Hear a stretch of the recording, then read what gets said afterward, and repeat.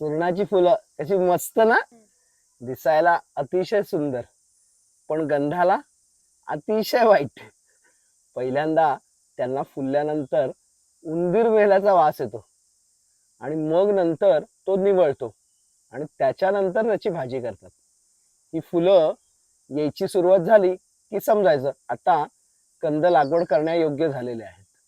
चैत्रापासून ही सुरुवात होते, थोडे थोडे येतात आणि आता आपण ही सगळी लागवड अक्षय तृतीयेला करणार आहोत. याची भाजी खूप सुंदर लागते आणि एक्सेप्शनल आहे.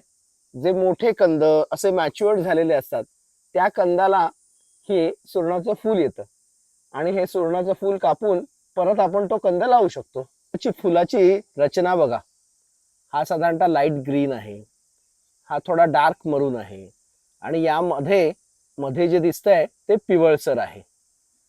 हे त्याचं बी आहे साधारणतः.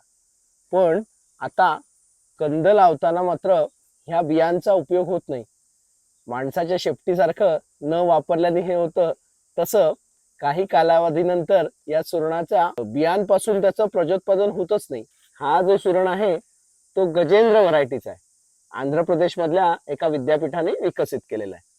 ह्याला हे जे छोटे छोटे सकर्स आहेत ते कमी येतात, त्यामुळे याचं खाजरे पण कमी आहे.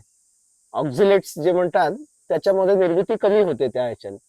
म्हणून हा अगदी आपण कधीतरी चुकून एखादा 2 वर्ष राहिला जमिनीमध्ये तरी खाजरा होत नाही, त्यामुळे खायला अतिशय सुंदर लागतो. हा जो दिसतोय हा आपण साधारणतः हा एक 30-40 ग्रामचा कंद आहे. त्याच्या खाली थोडंसं अजून त्याला पोषण म्हणून एक 100 ग्राम अजून कापणार आहोत, त्यामुळे एक 150 ग्रामचा त्याला पोषणाकरता उपयोग होईल वाढीसाठी. हे बघा, सुरणाचे कोंब ऑलरेडी यायला सुरुवात झालेली आहे. या सुरण लागवडीचं आपण 17 तारखेला ट्रेनिंग घेणार आहोत. याआधी आपण 2 वेळा ह्याचं ट्रेनिंग घेतलं आहे. त्याच्याकरता खाली नंबर दिले आहेत, त्यावर आमच्याशी संपर्क साधा. धन्यवाद.